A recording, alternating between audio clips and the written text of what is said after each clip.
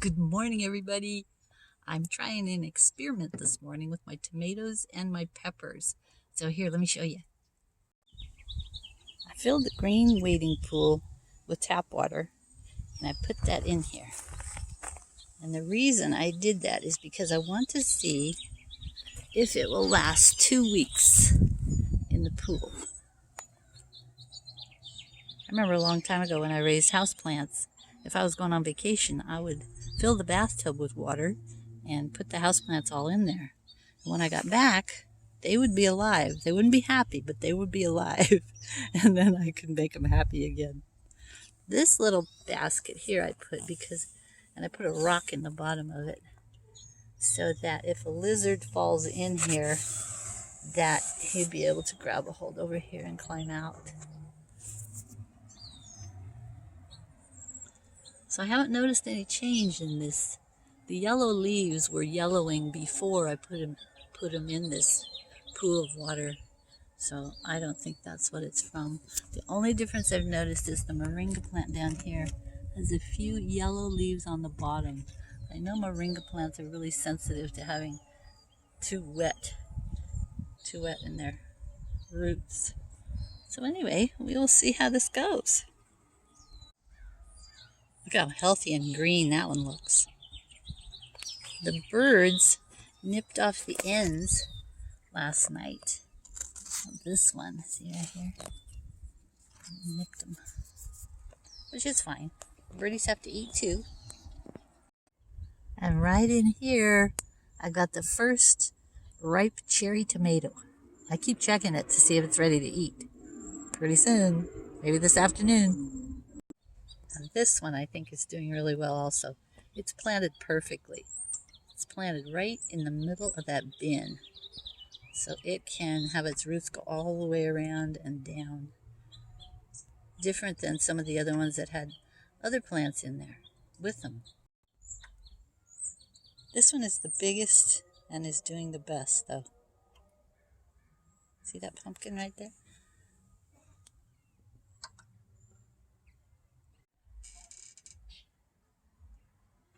Look how pretty the sky looks.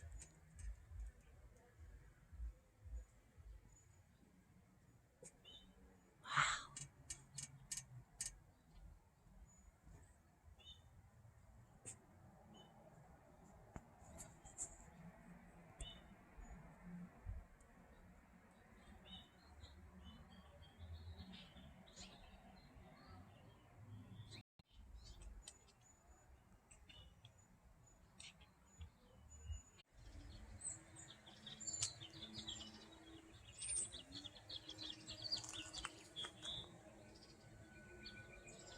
The beautiful sunrise. I hope I'm catching some of the beautiful colors.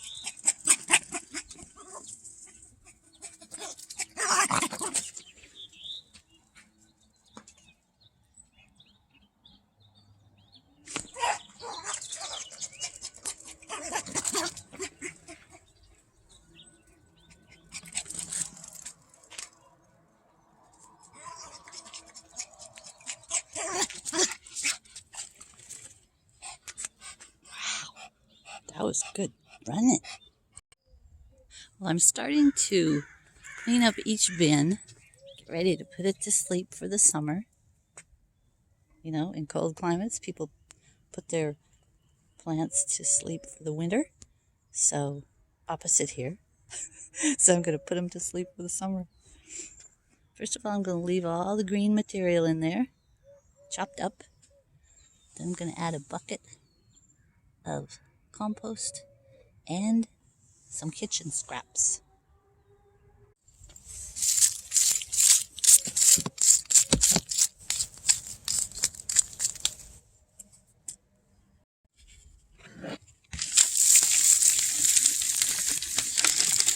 this is going to have all summer time to break down. It'll be ready to plant next fall.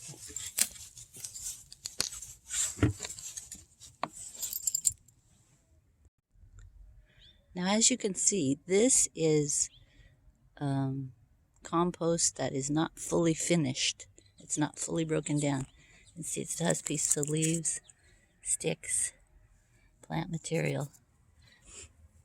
If I wanted to make that more finished, I would simply run it through some kind of a strainer, some fabric netting, or what I like to use is a wire basket like this. They work really well to strain out the big stuff. Then you'd put the big stuff back in the compost bin and you would use the little stuff.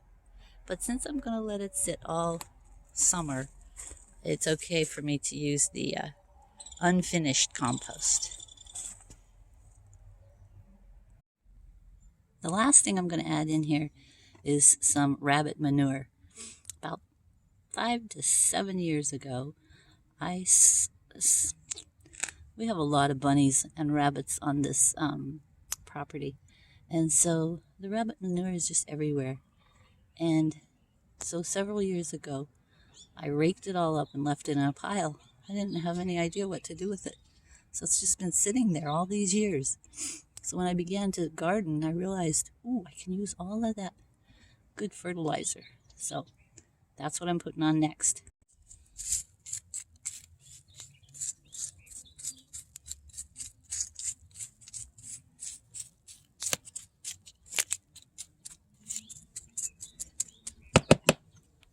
Okay, all done. Well, that's it for today, guys.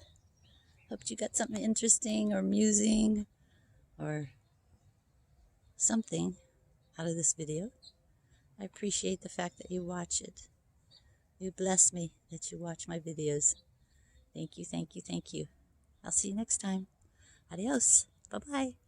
Jesus loves you. Remember, he's the exact image of the invisible God.